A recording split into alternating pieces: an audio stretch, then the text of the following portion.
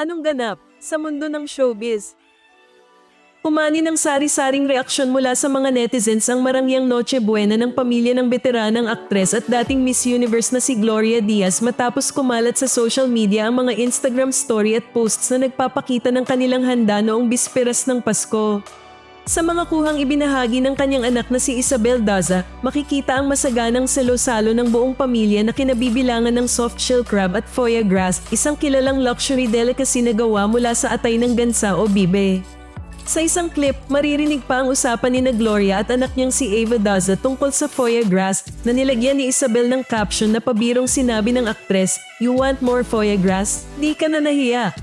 Dagdag pa rito, noong December 26 ay nag-upload din si Gloria ng isang reel sa kanyang Instagram kung saan makikitang kumakain siya ng mainit-init na softshell crab na may caption na, "Eating softshell crabs is a privilege, but our crabs in Philippines is just as amazing." Wow. What have you got there? Looks like a female, no? Whoa. Oh, that's a female.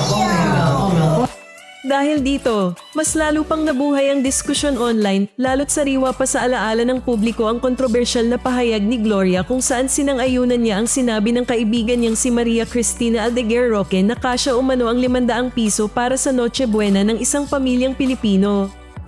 May mga hindi po nagustuhan yung sagot nyo dahil hindi daw po talaga kakasya. Actually, they should look harder because I can make it in 500. Kaya ko yan. Pero syempre, I'm on a diet. Hindi napigilan ng netizens na ikumpara ang ipinakitang handa ng aktres sa sinabing 500 piso Noche Buena. Kaya bumuhos ang mga komento tulad ng, "Tinry niyo po ba yung 500 piso Noche Buena challenge? At nasaan po ang corned beef, fruit salad, at pineapple juice na may maraming yelo?"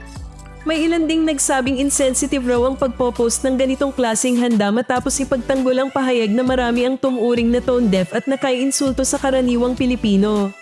Matatanda ang nag-viral ang pahayag ni Gloria na posible raw ang 500 piso Noche Buena dahil ipinakita umano sa kanya ng DTI ang meal plan na may corned beef, spaghetti, macaroni salad, pansit, at pineapple juice. Pahayag na umani ng batikos mula sa netizens at ilang celebrities. Of course, pwede. And by the way, Sec Chris is a good friend of mine. She showed me all that the DTI had shown that is below that you can make for money.